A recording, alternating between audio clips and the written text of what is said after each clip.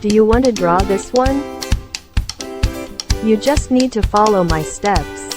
Look at the direction and shape of my lines or curves. Let's move your marker now.